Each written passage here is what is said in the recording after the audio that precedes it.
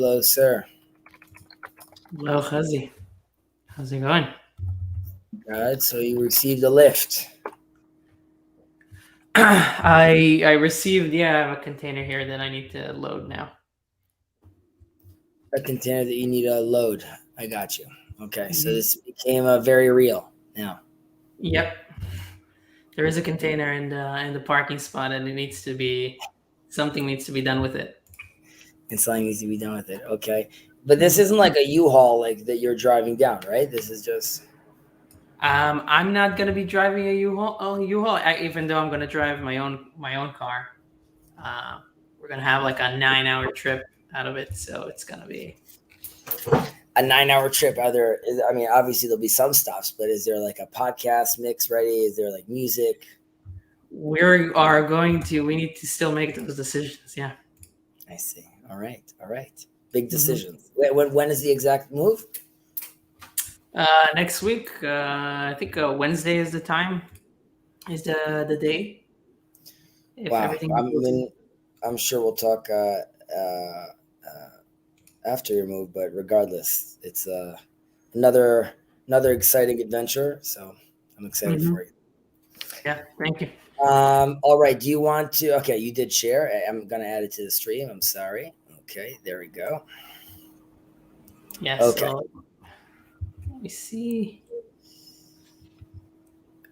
We were in number Mishnah Daled. I think so. Mhm. Yeah, Okay. so I'm using a new source here. I found that the Chabad also has like this. They have their Cool. own new version that kind of feels a lot more like Safari, but I think this will be better for us. All right. So let's take it away. Who Haya Omer? Who were we reading beforehand with this Rabbi Gamliel? I believe so. You mind This would scrolling up? be, I think so. Yeah, the son of Yudanasi. Right, right. We're still continuing with like Hill's descendants over here. Yeah. Rabbi Gamliel. Okay, so this is the who. Who Haya Omer? עשה רצונו כרצונך, כדי שיעשה רצונך כרצונו. בטל רצונך מפני רצונו, כדי שיבטל רצון אחרים מפני רצונך. הלל אומר, אל תפרוש מן הציבור, ואל תאמין בעצמך עד יום מותך. ואל תדון את חברך עד שתגיע למקומו, ואל תאמר דבר שאי אפשר לשמוע, שסופו להישמע. ואל תאמר לכשאפנה אשנה, שמא לא תפנה. So, in English we have over here, he would say, Rabbi Gamliel would say, make that his will should be your will, so that he should make your will to be his will. Nullify your will before his will, so that he should nullify the will of others before your will.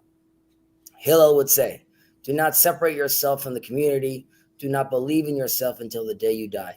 Do not judge your fellow until you have stood in his place. Do not say something that is not readily understood in the belief that it will ultimately be understood. Do not say something that ought not to be heard, even in the strictest confidence, for ultimately it will be heard. And do not say, when I free myself of my concerns, I will study, for perhaps you will never free yourself. All right. Also very dramatic. Big statements over here. Okay. Mhm. So, עשה רצונך כרצונו, כדי שיהיה רצונך כרצונו. So, make that his will, how do they say it in English? Over here, it's interesting to see the translation again. Make It'd that be his your will will. your Yeah. will, so that he should make your will to be as his will. So, this is the eternal quest basically for like change, like inside yourself, and you want to orient yourself ultimately towards God. So we're taking make sure that his will, God's will, is what you want, and therefore what you want would match up to what he wants. And this Mhm. has to do with the concept of God's ratzon, God's will, right? Which is, I mentioned this in the past, there's like also a hey, Richard. I'm going to add Richard on. Richard, hello. So we are reading over here Pirkei Avot. I don't know if you're aware of about that. This is not really a just chatting stream. This is more of like a specific class, which you're obviously welcome to listen to, ask questions, but it's more focused on like we're going through these different sections. But we're happy you're here with us, sir, and I hope you've been having a good day. I just wanted to sit and listen to you guys talk about it. I'm at work right now, so. All right, so I'm gonna mute you. Any questions come up, just let us know. Where were we? Okay, so there's God's will and there's also God's wisdom. I mean, like a lot of God's wisdom and seeing God through nature is one version of sort of connecting to God, which ultimately the philosophers have managed to comprehend. And there's also God's will, which in Judaism we believe comes through prophecy, which is like another route to that. And here we're being asked to orient our will towards God's will and our actions towards his actions. So there could be this mirror image going on where seemingly once you have the right frequency on, you'll be able to then start talking to other people that have been having that frequency as well. Like, there's that experiment with like, you hitting like a music, like a toner and having that frequency shake. Basically, when it hits the same frequency as like this egg that's not touching it, it starts shaking as well. Because once those frequencies meet, then you can start having a dialogue. So this is an invitation really to have a dialogue with God. There's interpretations that this obviously means less your will, and that your will not being just like, having good deeds and being moral, but more like the specific commandments that God requires from you, which would be sort of a sort of straightforward way of understanding this. There's doing God's will,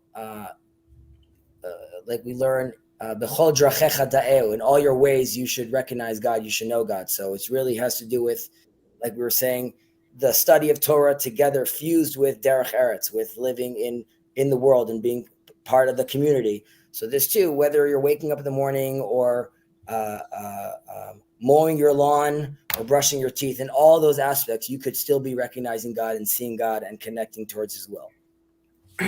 Yeah.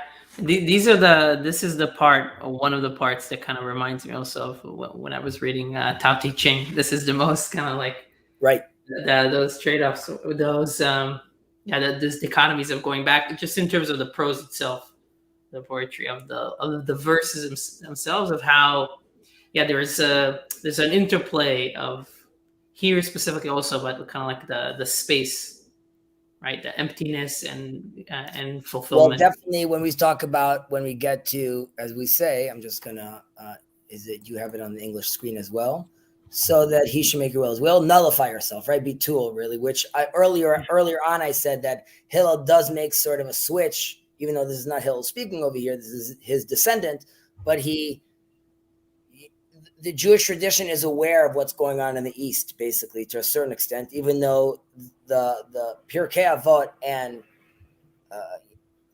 while there's theological cross-pollination, I'm not saying these texts were necessarily shared, but I don't think the nullify here that we're talking about over here is completely getting rid of you. It's really more of a curbing those desires that you want to do, or the evil inclination, sort of, to speak. So when we want to nullify ourselves and before his will, so that he should nullify the will of others before your will. So this could get a little complicated. Like, is God now, because you are nullifying yourself, God is now going to be nullifying other people? That sort of sounds a little intense. The general interpretation of this would be that first, you are accepting sort of the yoke of God on over you. Basically, you're accepting that there's going to be things that, even though you want them, you are going to restrain yourself and refrain from doing. While by doing that, God will repay you. That by refraining yourself from doing these other things, no damage will come to you, basically, as in, even in the short term, it's a loss, there'll be a long-term gain. And ultimately, as far as nullifying the will of others, that is in the context of the will of others that want ill will of you, right? It's not that you are now, God is giving you the power to hypnotize people and have them do what you want, rather that people that have that desire for ill will towards you will ultimately find a different light or see you in a different light. So that would be like sort of the general translation, even though it could be confusing in seeing over here that he will nullify the will of others before your will. But, yeah, in the somewhere in the evening prayer, or maybe it's the Shema, the bedtime Shema. There is it talks in different places. It talks about nullify, or like nullify the wills of my enemies. I'm trying to think about the exact verse that it says there. Well, you have, like you said, in many different places, you have that. First of all, keep me distant and keep me away from a bad neighbor and a bad friend, and make sure that the people that are thinking bad things about me, make their thoughts be nullified, and anyone that's jealous about me, make them not think about me at all. Basically, have me disappear from their consciousness completely. So, ultimately, this relates to the concept that there's a lot of communal living. And that's very understood. And we really need to make sure, and by we, I mean, not we, I'm no sage, but the sages want to make sure that you recognize that you are, and we'll see this later on, I'm sure, that you are not living on an island. And you need to be aware of what's sort of going on around you and the people around you. So this is always in context of, there are going to be people that are talking smack about you behind your back. Yeah. Right? And we see this, and this is a continuation of what we're seeing in the text itself, because we switch now to Hillel.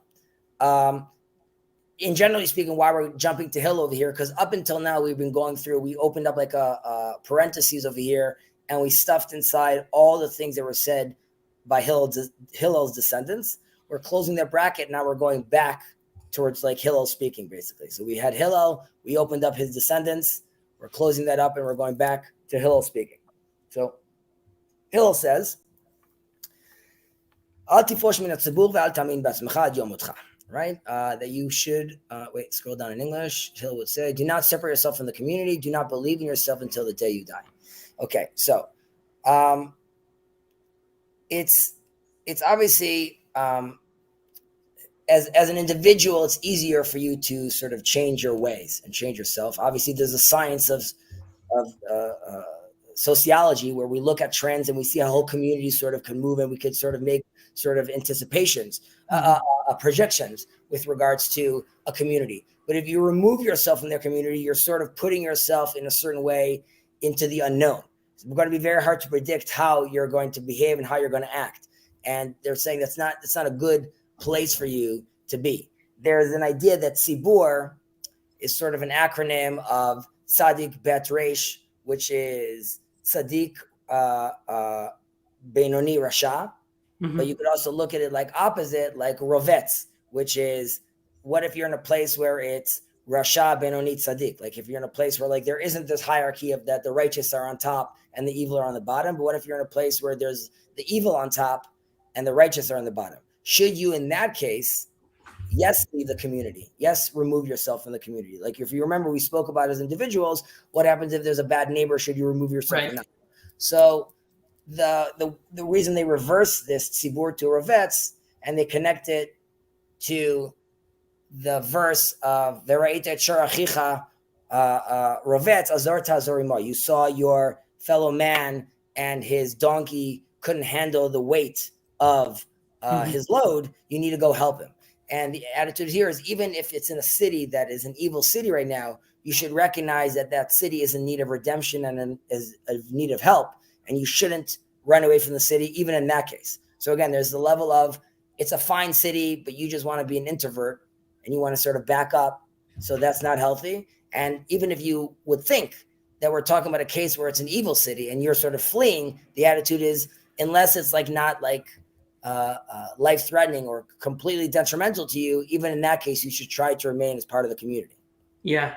And does that, and I assume that is related to, right, do not believe yourself until the day you die, because also in Hebrew, I mean, the punctuation is a little different.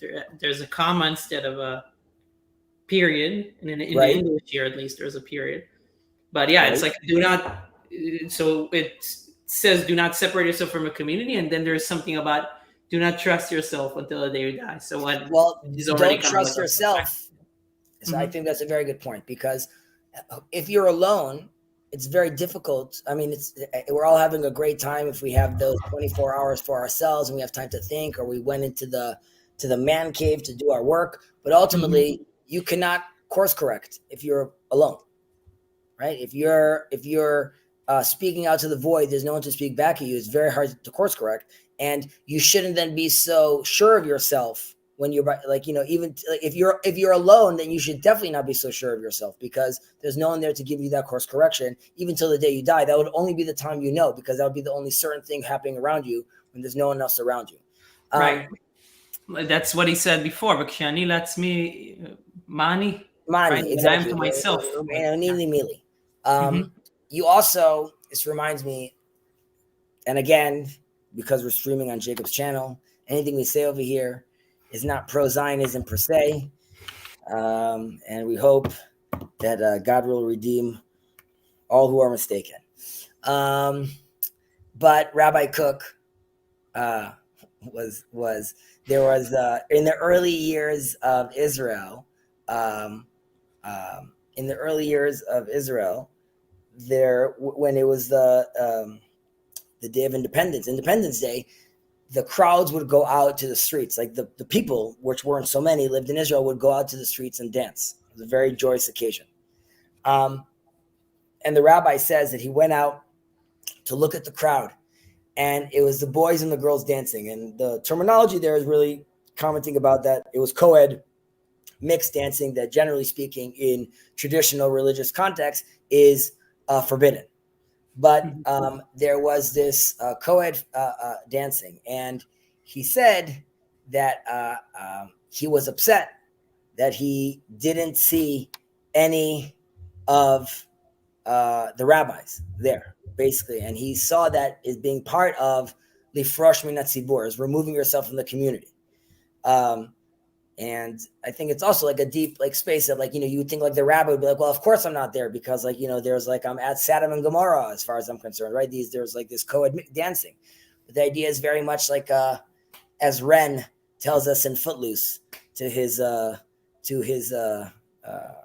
don't know if it's his father-in-law, his girlfriend's dad, right? That they got to dance, and he uses the Bible, and he says David was dancing in front. So there's a sense of when there's that purest, joyous celebration that is pure, that even the righteous sages should see themselves as part of the community, and even more so because the righteous should recognize, and as we learned before, we want the sort of the layman or the wicked to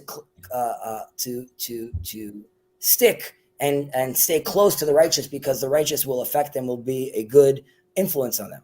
So we're not worried about the righteous necessarily being influenced by the co-ed dancing, so to speak. However, if you could imagine that if the sages came and recognized that and joined together with that those festivities, the whole festivity itself would have been lifted and elevated.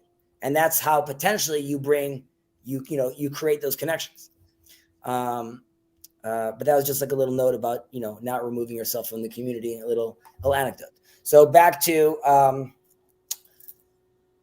do not believe in yourself until the day you die, right? So obviously we know that there's people that change. People change their ways all the time, and it's just like a general understanding that don't assume that even if you're Mr. Nice Guy, you can't become a jerk, or that.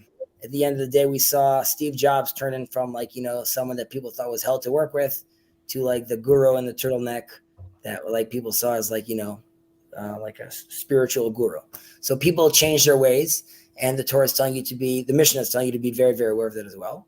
Also, in general, again, this has to do with removing yourself from the community.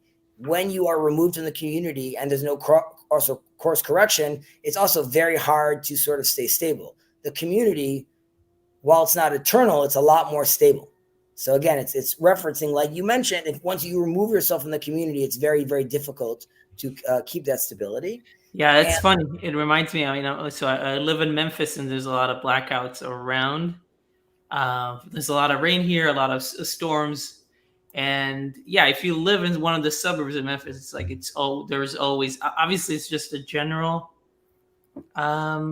state of the place, but also just like if you live more in the suburbs, it's just you're more likely to have blackouts, and it's going to take more time for that to get fixed, because you're further away from the center, from the city, where the crews are at, where the plants are at, so where the source of the energy is at. So yeah, so it's kind of like, I like that analogy. That's a good analogy, right? As you move further and further away from the circle, right? Like if it's very difficult to get the same level of service, so to speak.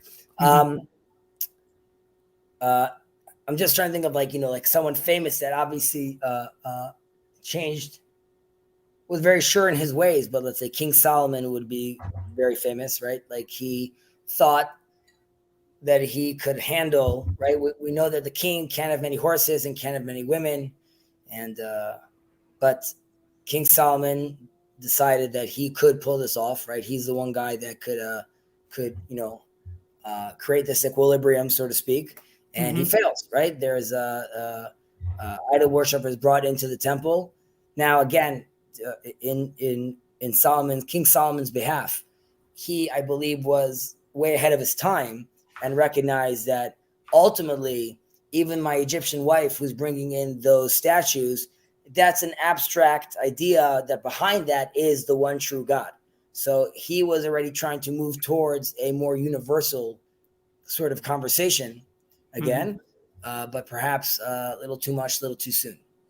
But that's a good example of someone that might have believed in himself a little too much in that circumstance. Okay.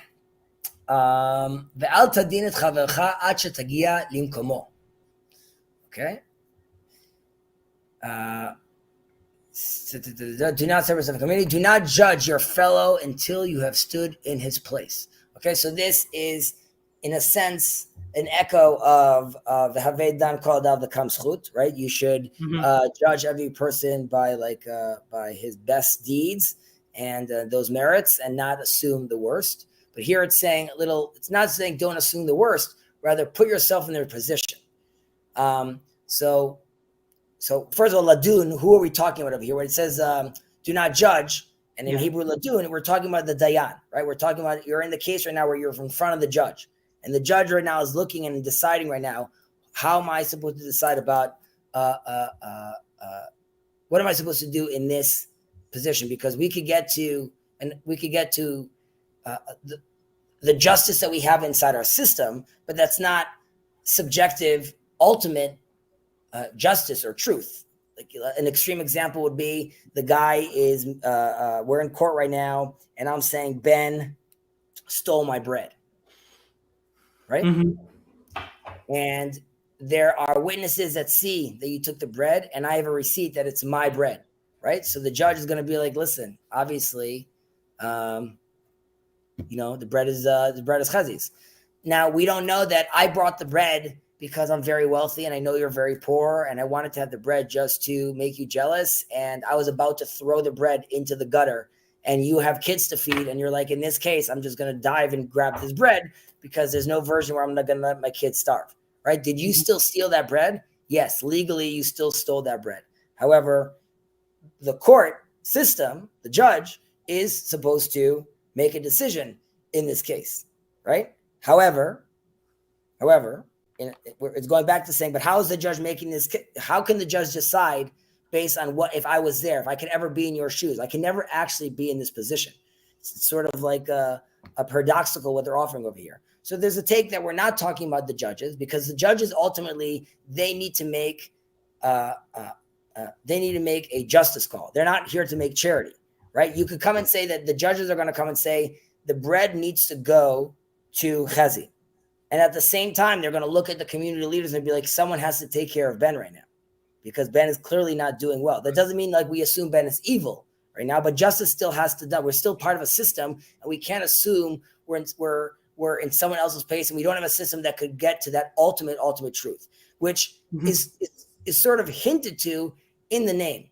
Ad shetagia limkomo. Limkomo is more than just like obviously you should try to put yourself in his shoes and his circumstances, but because we can't do that, what is another way of looking and interpreting in its place? Mimkomo is another name we have for God, for God's presence. And the one time God is judging us sort of like on the main day of judgment, right, is Rosh Hashanah, the day of judgment, where in theory the clock gets turned back to zero. We go back to 0 hour, and God allows himself to judge us in that case. But it's sort of giving a backhand over here saying you should always judge people favorably, but really because you can never put yourself in that position. And because we have systems that we can't read minds. That being said, like AI is actually doing crazy stuff with that regard. But up until now, we can't read minds, and therefore we're going to have a system. But we need to realize that the only person that could actually judge in that way is going to be God, right, in that place. But we should always try to put ourselves in that person's shoes. Right. Yeah. So there are two, I mean, maybe more, but like these two levels of justice. I mean, like you said, the court has this, what can be perceived as a dry, it's the best proxy we have for, like, we have specific criteria for how we adjudicate, right? Like the two witnesses, and also, I mean, right, there's the principle that kind of is echoed in what you said about do not favor the rich, do not favor the poor as well. So, right. I mean, there's right hand and there's left hand, and ultimately the left hand has to cut. There needs to be a decision made over here. And that's why we were in the last missions, we were talking about, like, there's a difference between like justice and truth. And then there's like truth there's shalom, right? Which is like certain, like a higher level of which creating like this, this sequence that we can't necessarily get to in truth when we're looking at it like with our human eyes, or how we logically look at these things. I mean, a way this is illustrated is with, like, there's a famous story of the Baba Sali. The Baba Sali was a rabbi, Israel Abu Chatzira, part of the Abu Chatzira lineage, dynasty, and they were known as great rabbis and Kabbalists, or Anshe Otot, the miracle workers, so to speak. But he also, in his large estate, he had a school, and he also had his Beis Din, his legal system, his courthouse was there as well. And there was this poor man. There was this man that took a loan from this very wealthy individual, and he didn't have money to pay him back. And the wealthy individual wasn't backing down, and the community was talking to him, but he didn't back down. Mm-hmm. So the Baba Sali ultimately decided that, yes, I need to go according to justice, right? Which is like, you get your money. But while he was writing the verdict, I think it was either every verse or every word, he would break down crying, saying like how horrible this is that we're in this position. And that amount of, like, that was too intense for this wealthy individual sort of to bear. And he said, like, forget giving me the money, like, it's too much for me to handle. But that would be a case in theory where it shows there a judge is saying, this is the system I'm bound by, but these are not, I could see that this system is incomplete. And that's why, like, the morals of this, I'm still trying to, exemplify and embody by crying, by writing this verdict, because how sad I see this. And then you would expect the community to raise up and, sort of raise the whole community up to another bar, to another level.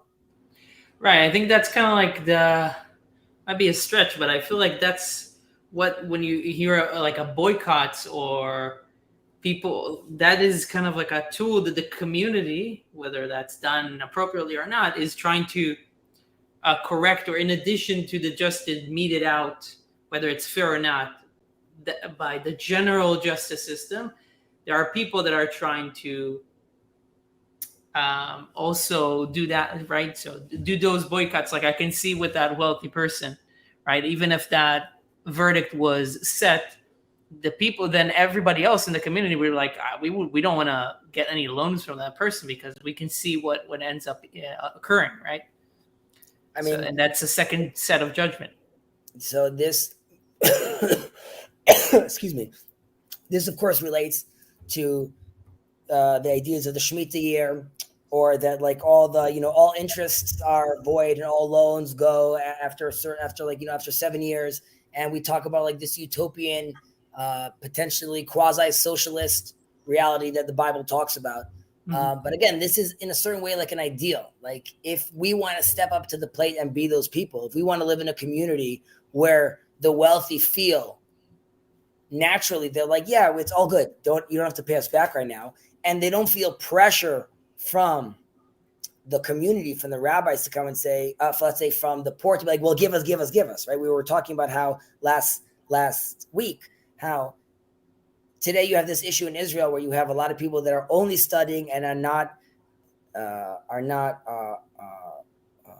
participating in, let's say, these Israel economy or integrated within the social circles in a way where they're really being a certain drag on the country. And we see that the other rabbis traditionally were carpenters, they were blacksmiths, they were working the whole time, and they were poor. And it wasn't that there were poor sages and there were wealthy sages. And it wasn't that people weren't sensitive or just people didn't necessarily demand or want so much as well. Right. So you could find this balance where the rich feels like, of course, he sees like this injustice happening. That doesn't mean everyone needs to have a Bugatti because I could afford buying for everyone a Bugatti. And with regards to what you're saying, it's why it's sad, because ultimately we're all justice warriors, right? Like they co-opted like a great term over there when they took like justice warriors. We all want to be justice warriors. However, there's a difference between us all recognizing they're like, oh, wow, intersectionality. I'm going to take like the few good things about this concept and recognize that like, oh, we should always be learning more, to the extreme of that being like, people being asked to kneel and to the height of like the Black Lives Matter protests where people were being sort of like called out in restaurants and like, white people needed to apologize. Right. So obviously that would be like an extreme of where you're taking what kind of pressure you're asking the community to have on someone. Yeah. Which, by the way, I want to just say like nidui or cherem, right? Excommunication is different, I believe, is different than canceling.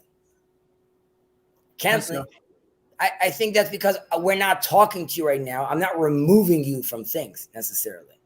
I'm not like removing you from the platform. We are removing ourselves from you in a certain sense, even if sometimes you're asked to leave the community, right? It's not that like reality change. It's like your behavior needed to move X. But in the canceling mode, it's sort of like you keep on moving the goal line. And if I didn't keep up, now I'm like out, right? So like I'm saying, you keep on creating like this new standard where you're expecting people all to like assume this is the new standard we're part of. But that's obviously not the reality in a proper fixed society. All right, let's move on.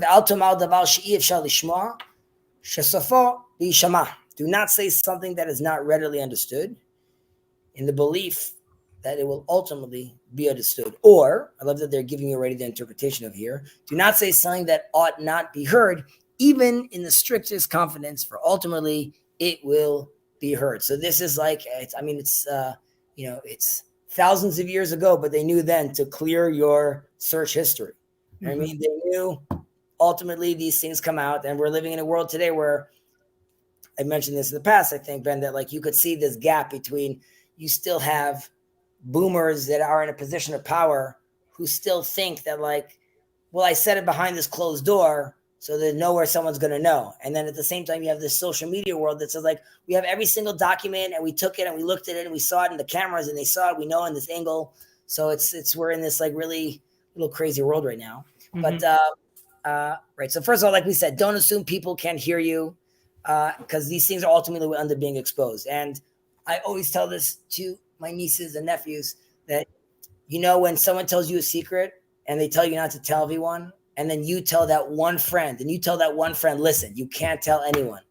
I'm like, that friend also has one friend that they're also going to tell, that won't tell anyone. I'm like, and that's why we'll always go out there. It starts with you. Keep your trap closed, right? But so this language is giving, and again, this is all part of community, right? We'll go back all to one of those first Mishnayot we read, right? I opened up my house and everyone's coming inside. The assumption is you're going to be talking, right? And we already said, like, don't just be having a conversation with your your friend's wife, but even if you then talk with your other friends, also, the things you tell him about your friend's wife will ultimately be heard as well. So you have to be obviously quiet about that.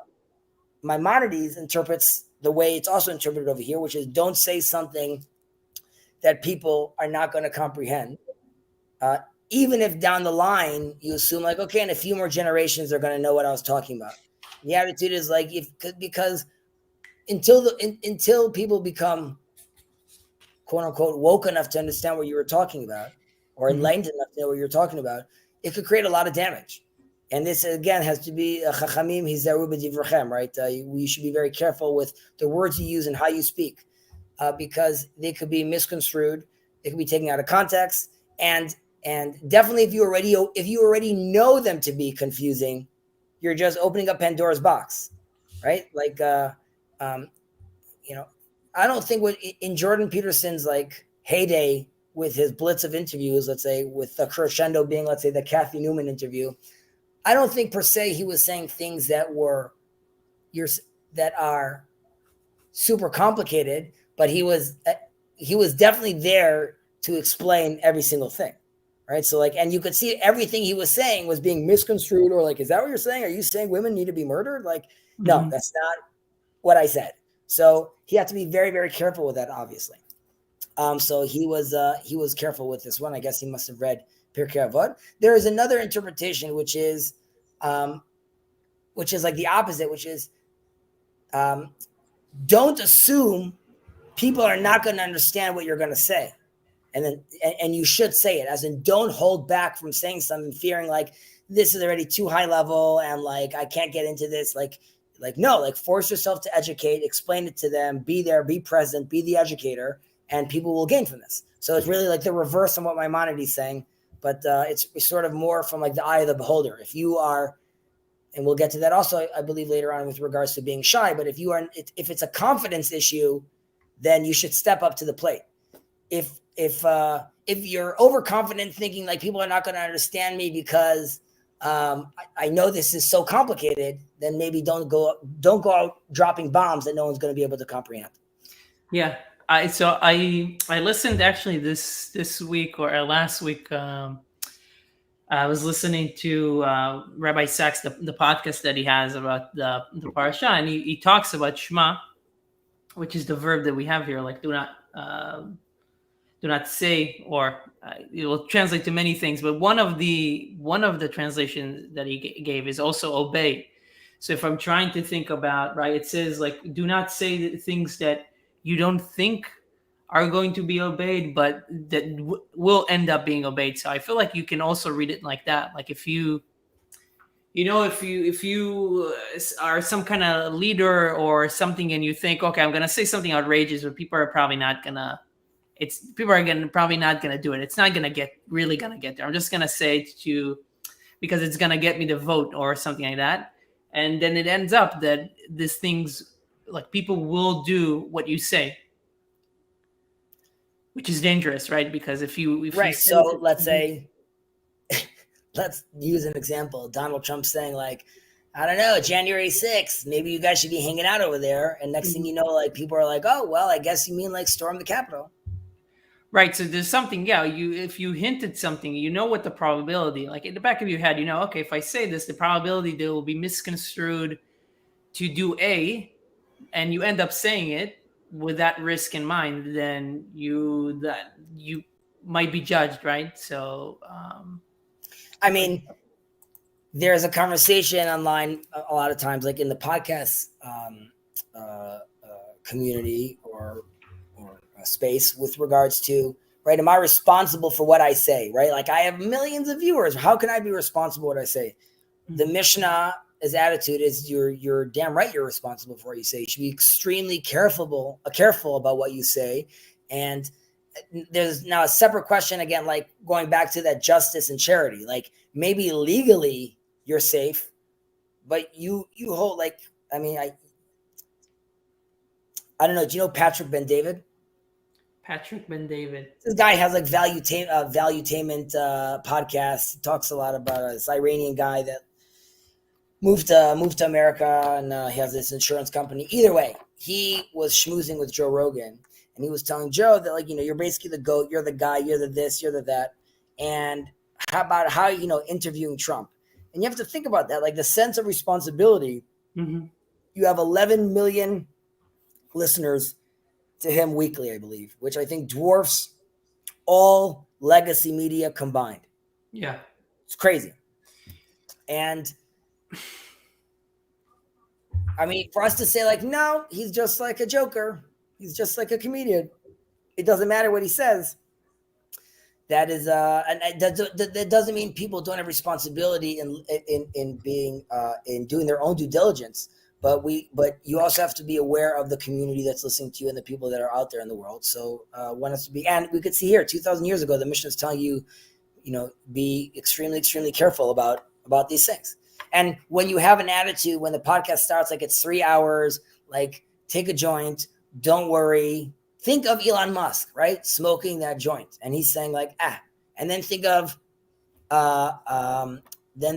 what we just said here, that the things that you say, right? Don't assume no one's gonna hear what you said. Someone's gonna hear what you said, right? So, Elon, you got a little too comfortable. You understand all your shareholders just saw you smoking a blunt. So your stock shares just dropped. And maybe like Kenny, that like it was a big deal that he had Tesla shares, right? And that was like the plan right now he was promising for his this kid and that kid, and he just worked on his marriage, and now he finally got it all in order, and now all that money's gone. And now that guy's like messed over. So like people need to take these things into consideration, obviously. Okay, and we end with Ve'al Tomal im lo achshav ematai, basically. Ve'al Tomal lekshefne shaneh shema lo tifne. And do not say, when I am free myself from concerns, I will study, for perhaps you will never free yourself. First of all, which is a little different from lo achshav ematai, like if not now, when, right? Because like there's always this now, and if you're doing it, we said this last time, if I'm taking an advance from the now and the future, like I'm always going to be following up, trying to get that next now, that next time that was allotted for that purpose. I've used it basically, and this, the way it's interpreted also here, when I free myself from concerns, where we're talking about nullifying your will and removing yourself from the community, and then not believing in yourself and all these things. So then it says like, okay, so I'm half the time, am I part of the community? Am I not part of the community? Who am I? Am I God? I can't judge this person because I first have to get to his position, right? So there are always going to be these concerns around. So now you need to then lock in and start learning. You got to get on that train, because you're never going to be able to free yourself from this sort of existential thought process. You got to be part of the system, which gives you framing for that, basically. Yeah. Very much, someone dealing here with the meaning crisis here, and we tell ourselves like, no, study, engage. Mm-hmm. I believe we're going to the next one. Yeah. I'm scrolling down. Hu haya omer. Who is, we're going back to Hillel, back to our boy. Ein bor bur yurechet, velo am haaretz chasid, velo habayshan lamed, velo hakapdan melamed, velo kol hamarbe beschora machkim, ובמקום שאין אנשים, השתדל להיות ish. He would also say, a boor, I know that was in English, that's a word in English, or are they just saying a translation in English to the word in Hebrew, cannot be sin-fearing. An ignoramus cannot be pious. A bashful one cannot learn. A short-tempered person cannot teach. Nor does anyone who does much business grow wise. In a place where there is no men, strive to be a man.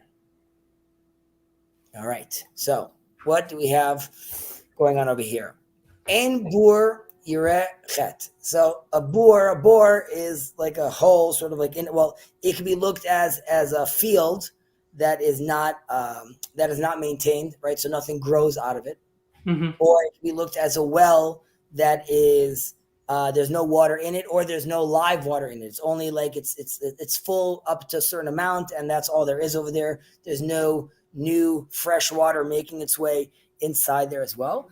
And in these cases, you can't be fear God. You can't be God-fearing if you don't know anything. As in, if you have a well that is not constantly growing, if you have a field that is not being maintained, then ultimately you can't fear God, because if you're not knowledgeable, if you're not aware of what's around you, if you're assuming that like this one well that you have that's full is going to be enough to sustain you, then you're mistaken. And if you're that far mistaken, then clearly you're in a space when you're not being God-fearing. That doesn't mean that this is someone that's poor, that doesn't have a lot, right? It just means someone that's not investing in himself, is not investing in knowing more, in trying to expand his horizons.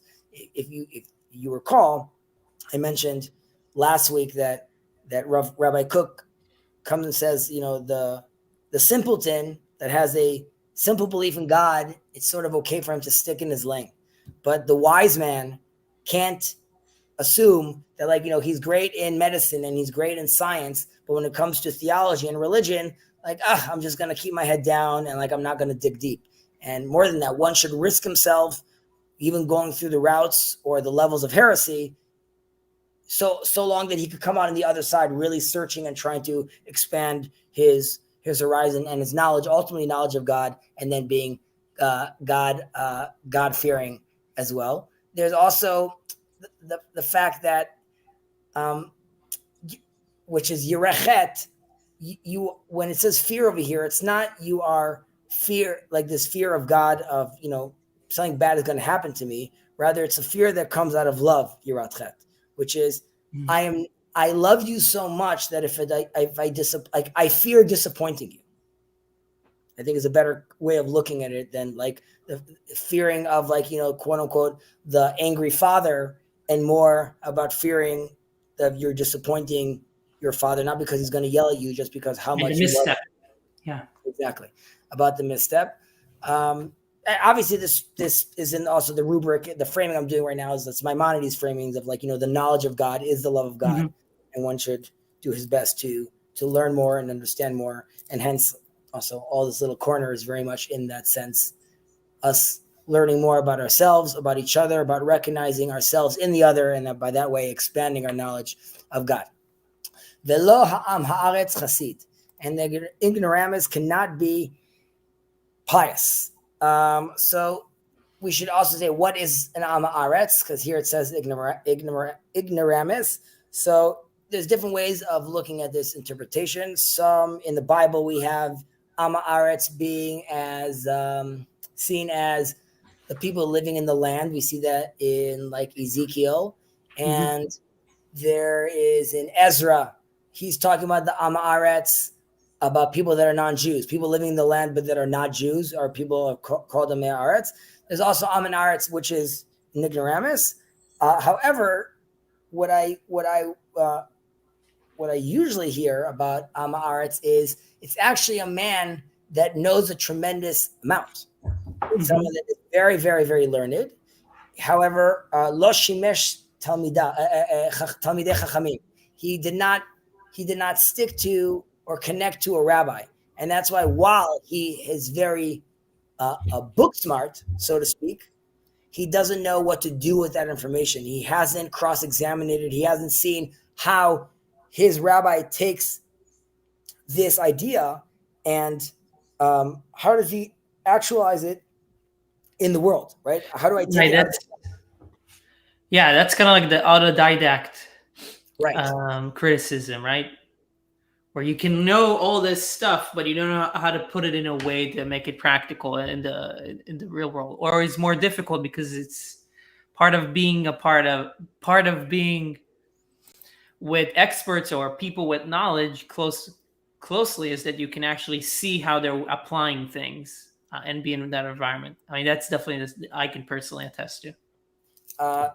Very much agreed. And so think about Rav Mitnitu, or Yehuda Leon Ashkenazi, there was this student that really wanted to learn with him.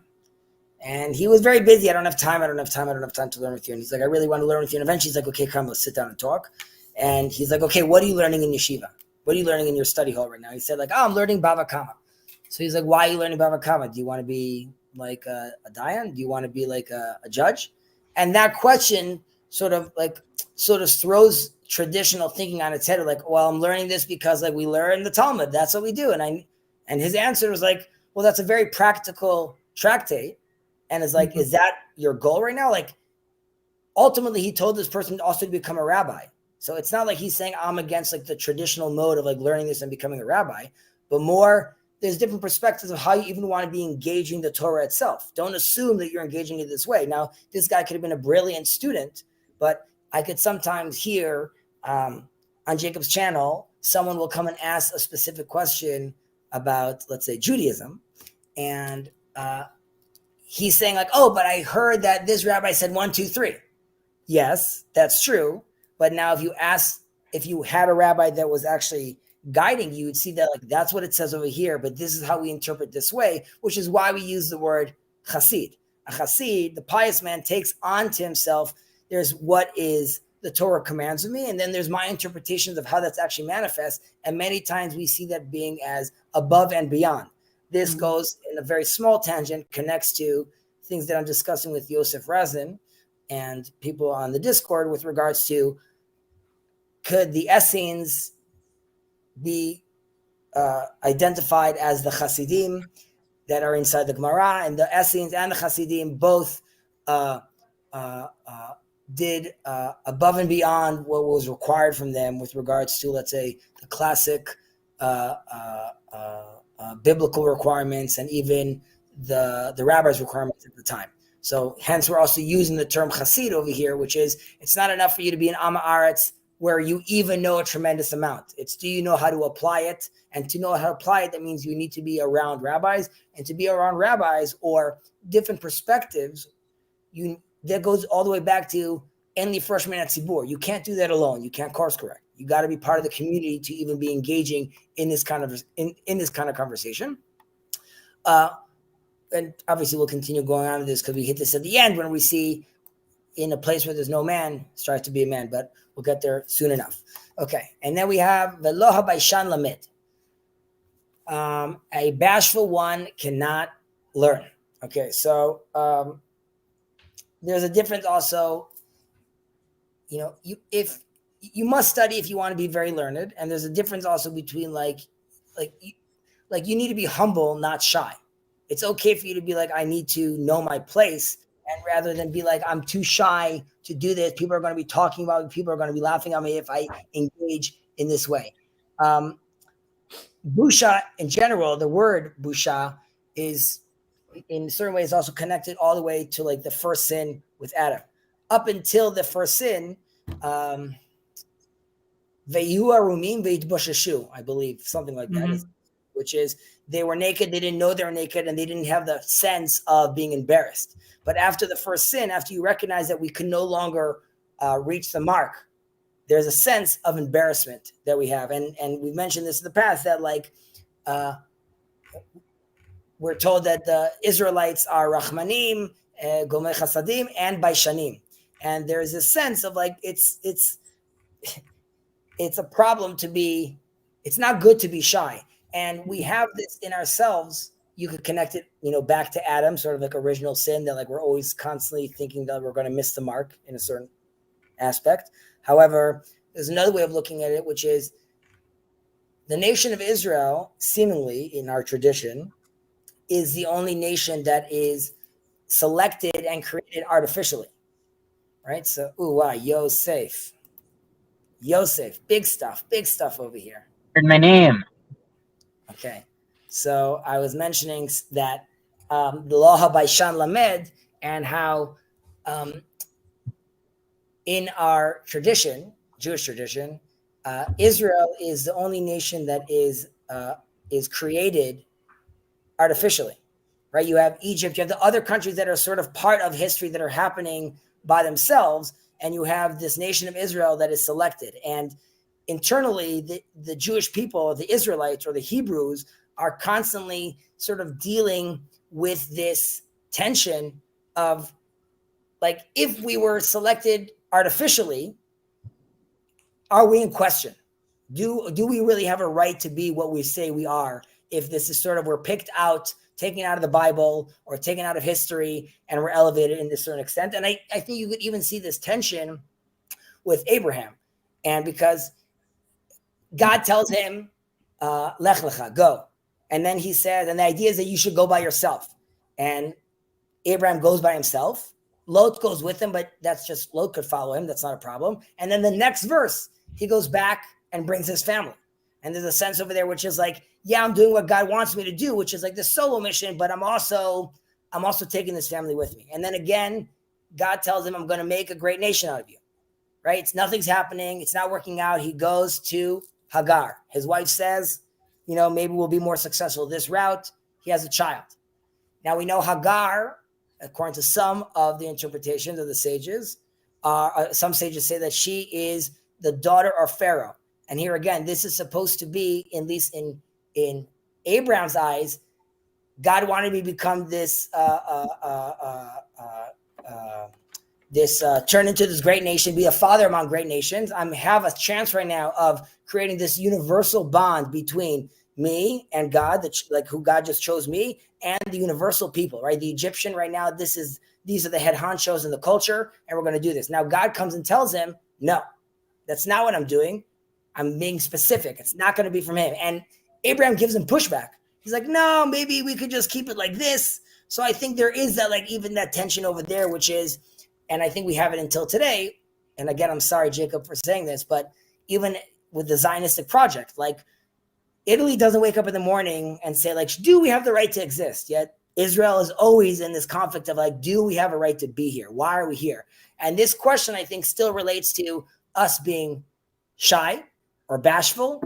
And I think that's why also here we're looking at this as lo habayshan lamed. Being shy is not a great trait. It connects also to bisha in Aramaic, which is something bad, which is not esek bish. It's not a good, so there's a linguistic interpretation here as well.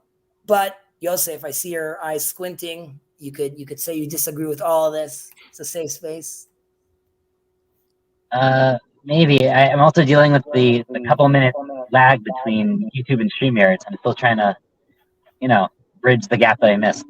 I'm not sure. I mean, I originally was going to come in on the Chassid part, but you already went beyond it. You can go back. I think a lot of these are pushed. I think they're all kind of pointing to the same thing in many ways. I don't think these are necessarily independent statements, and therefore, I think totally. I want to integrate how I treat them a little bit more. Sure. And I think all of them, in some, I mean, especially by Shen, but they're all kind of going to get to the last statement there, in a place where there's no one, driving. I can't. There's no not going to read text off the screen, but there's no man. Then you have to strive to be a man.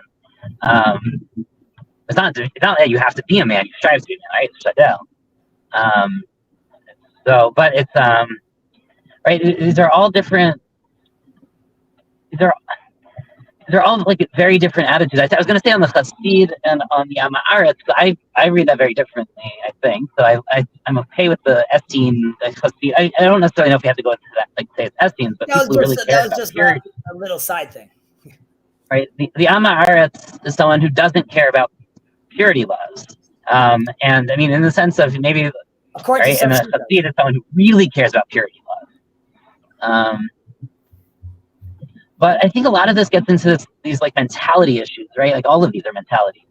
And it's not necessarily embarrassed in an emotional reaction way as much as this mentality, right? So going back to the first one, right?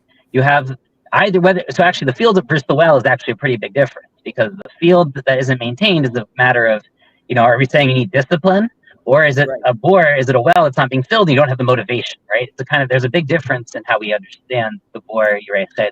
Well, like you said, it's both. Hope they don't lose you. But yeah, as we go through these, right, the Vaishan isn't necessarily. Because we also talk about the Vaish as being an important characteristic of the Jewish people, right? It's another sugya in the Talmud, where it's actually very important that we're Vaishanim. So there's this weird balance here between Now, this could just be a disagreement, could be a machloket, but I don't know that it necessarily is. But I think there is this kind of tension on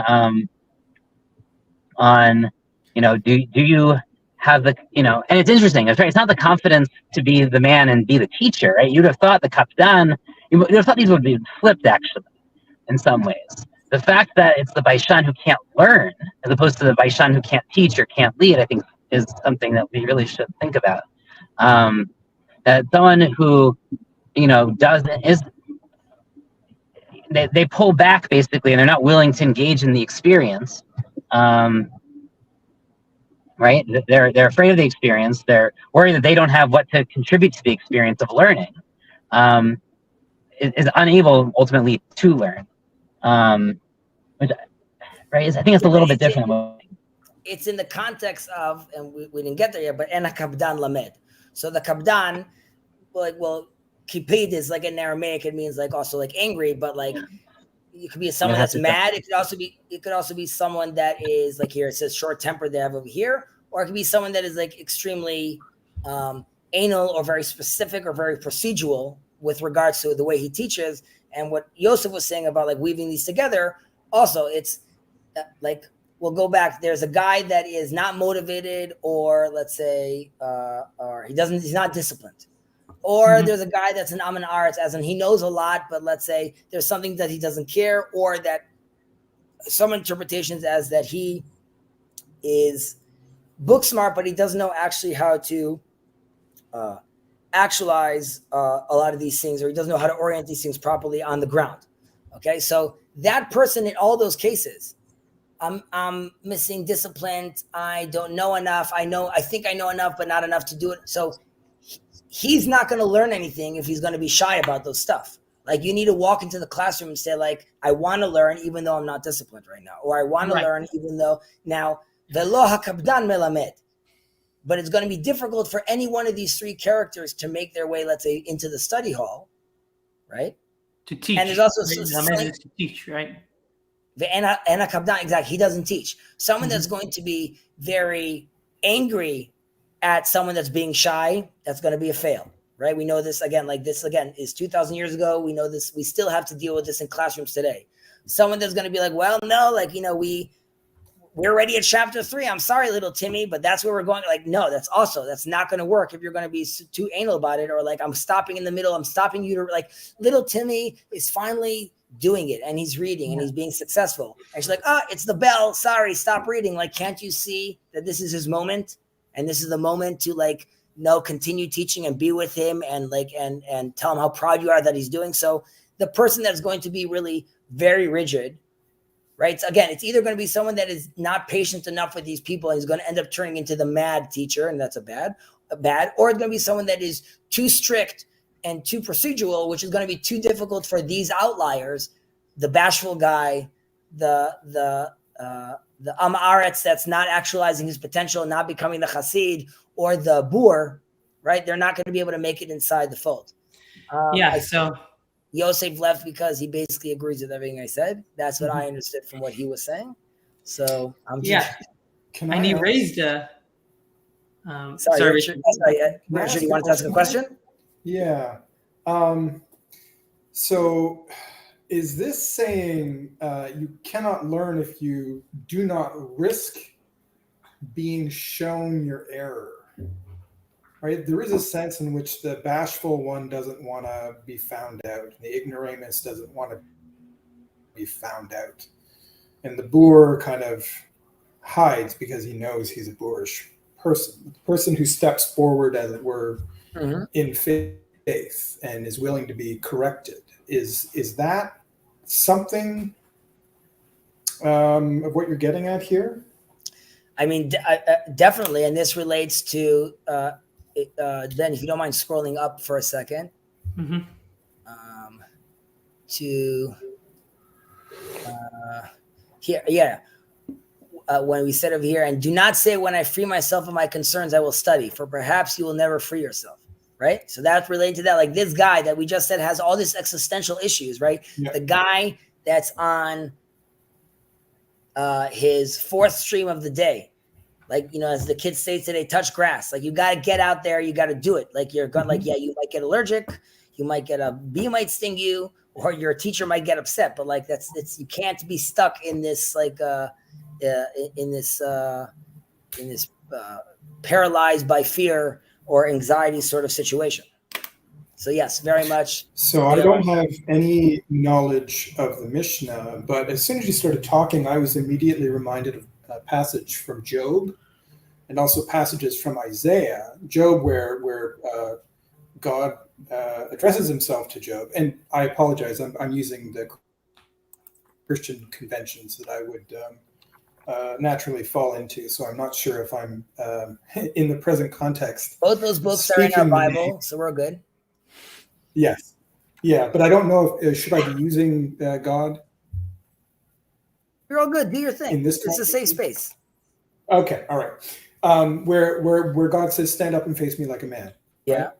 And I will address you. Or at the beginning of Isaiah, where it says, "Come, let us reason together." Your sins are like scarlet, white as snow. Right? Mm-hmm. There is a sense in which the Holy One of Israel calls you out and calls you to account, and that experience is replicated not just for the great men of faith, but also for each and every reader who comes to the text. Agreed. Yeah, I feel like this is right. It's kind of like the. I mean, I like Yosef's point about the bashfulness, because it shows how it's these two sides of a spectrum that needs to be integrated at the same time, or needs to be integrated in one individual. So when we say do not be shy, we're talking about the particular context within the study hall, where you need to ask questions and you need to be able to, if you have a bad idea, a bad understanding, that somebody answers that and you can improve. But if you think about like the Bilam and his blessing of Israel in the Torah, right? He blesses them for their, I forget the exact quote, but for their doors not being the doors of their tents not being. That's an interpretation, but what he says is Matovu alecha Yaakov mishkanotecha Yisrael, right?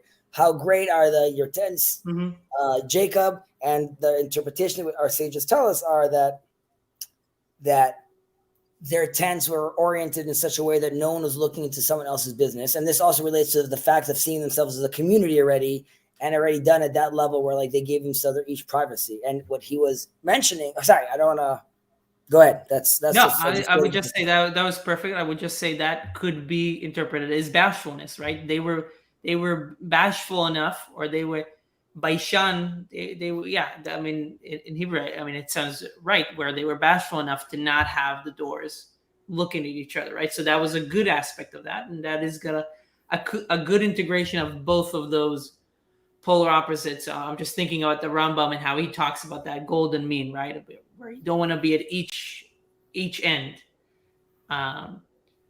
So I would say that Baishan over here, I think is less. It's there's something to it being again, like there's something being humble, right?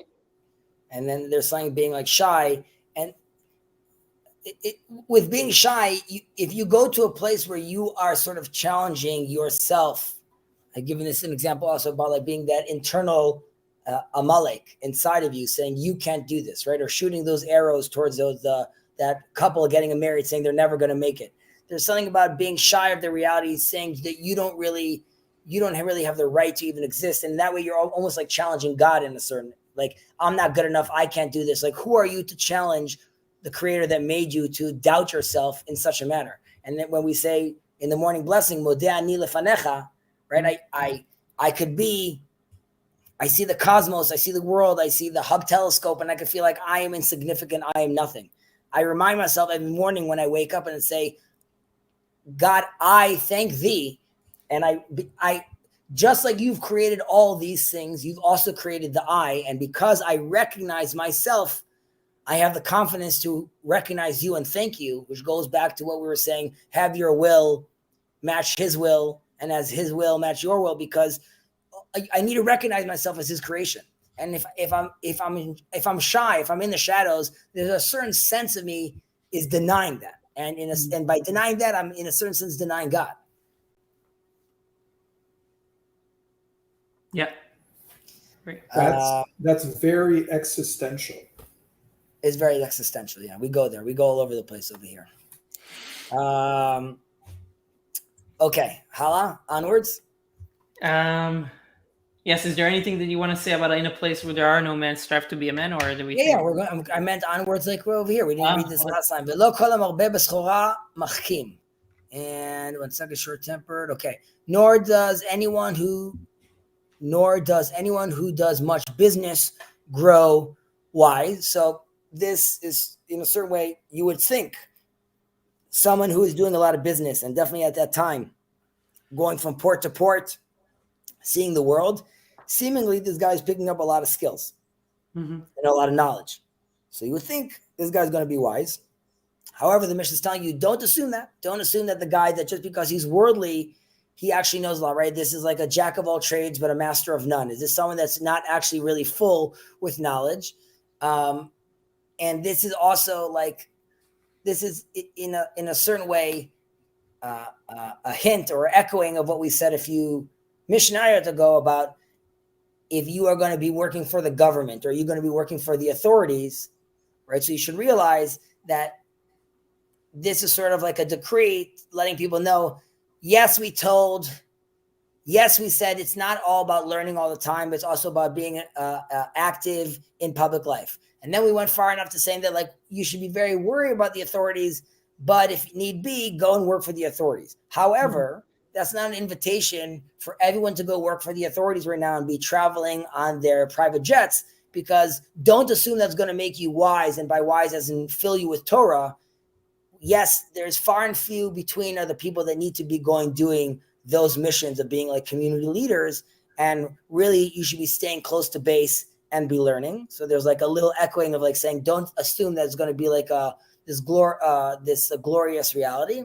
There's also a sense of that you will actually come back wise, but in Hebrew, it's machkim, which is like you could also make other people wise. Not only that you become wise, whether you're at machkim anashim acherim, you are enlightening other people, which is you might have picked up many skills of knowledge for yourself, but you will not be able to teach that or pass that on, right? It's just going to be like, oh, I had this guy that taught me this great wisdom, but you really had to be there, and that's not helpful for us. So that's I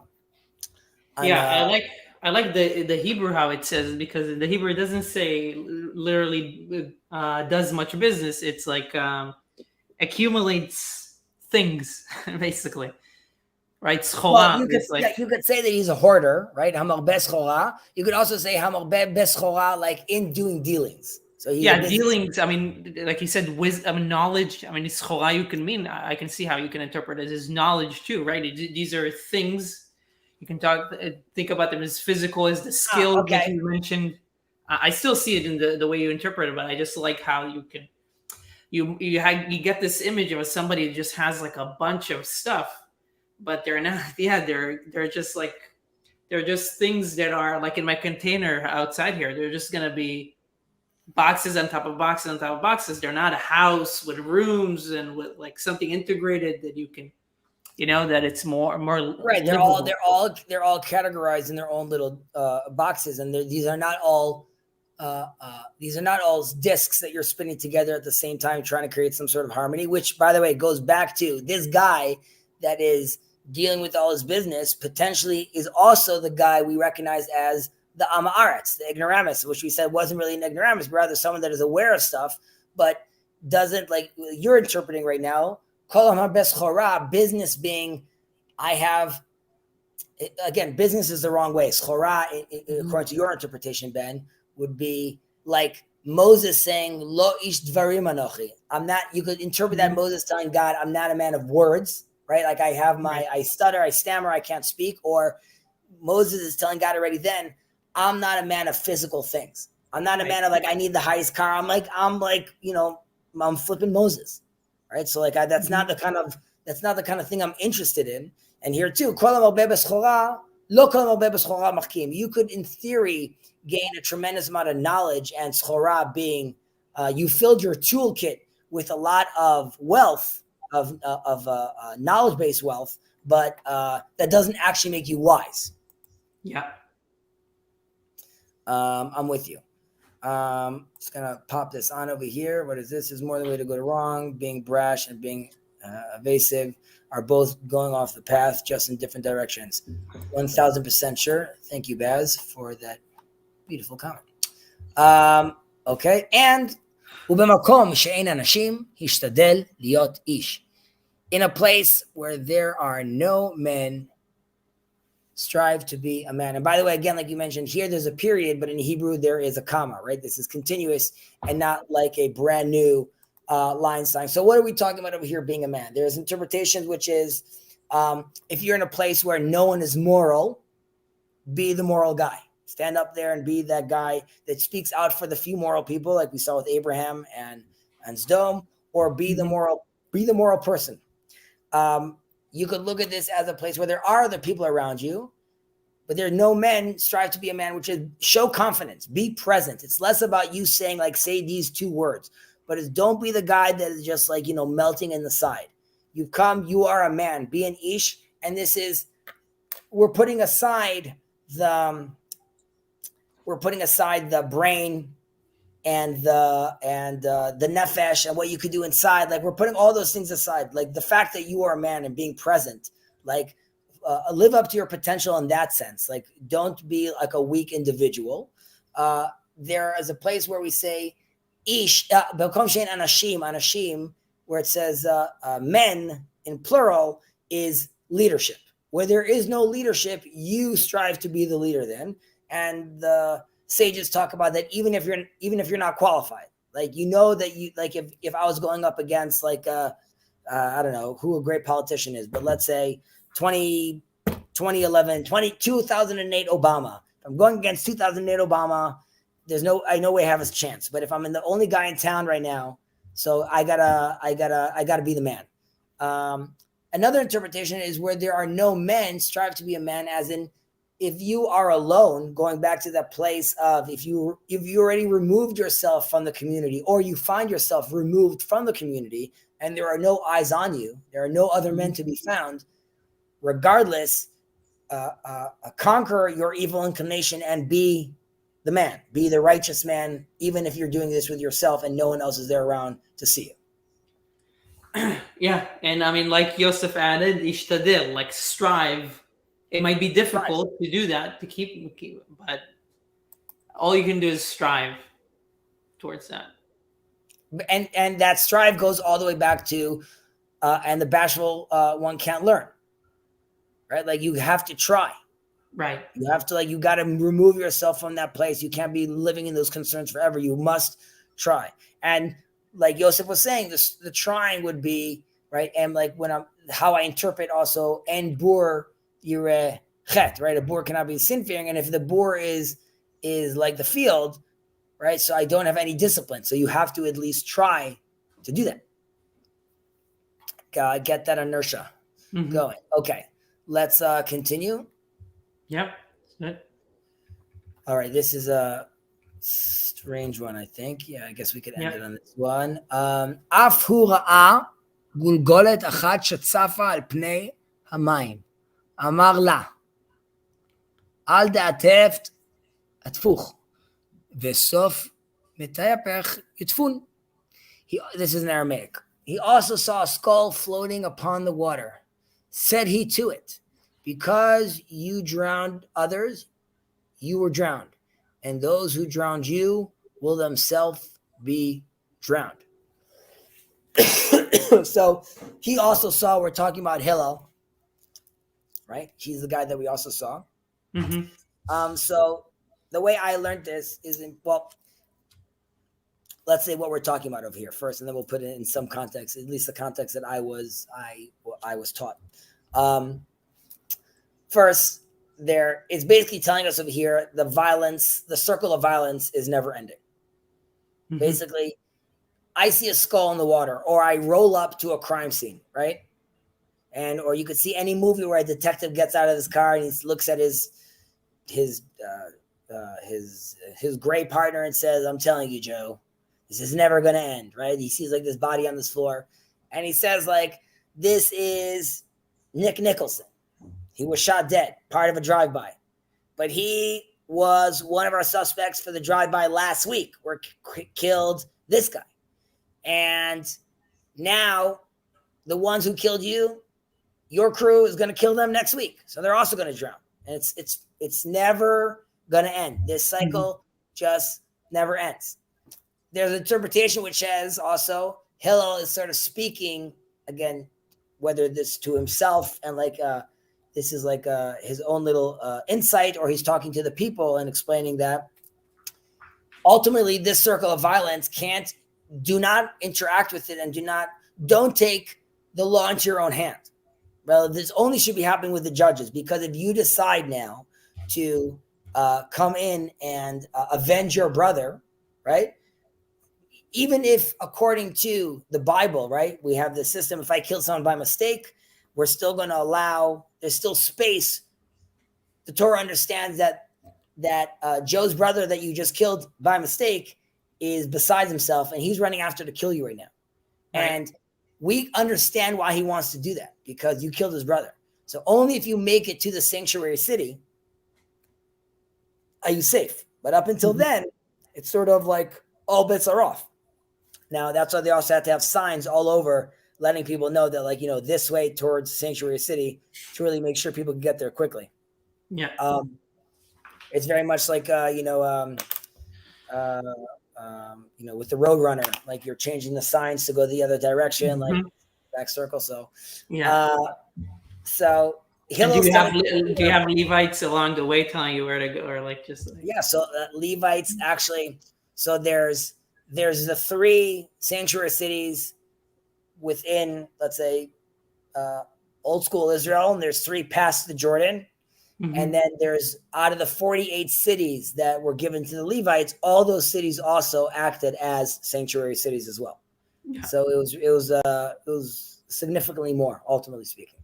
What are they complaining about? So what? People's running after them. You can go anywhere you want. But Hillel's basically telling you, don't get involved with this. Don't get inside this cycle, because you're going to see it's never ending. Also, just in general, you could see like a very violent streak over here, right? About like him saying ultimately the people that are going to drown you, you're going to drown them. You could be like, why are we just not having like some sort of court system over here? Maybe put them in jail while we talk about drowning of people. But this is also this is due to the times. Some people sort of live in this rosy world where like, why couldn't they be as moral, quote unquote, as we are today, where there's like, they wouldn't go about this. But you can't, if you bend a circle too quickly, it's going to crack. It takes time for these things to slowly but surely manifest. I always say that, like, the Declaration of Independence is in a certain sense like the secular Mount Sinai, right? It took like 2,000 years for the culture, Western culture, to galvanize into a place where they are coming out with like this kind of document right now for the people. So there was like a very big deal. So these things take time, and slowly but surely. And I also think that social justice movements, while they're going about it the wrong way, these are also indications of us moving towards a more moral place. Again, it's gone bonkers right now that we're letting everyone identify themselves how they want. But there's also something very amazing about letting someone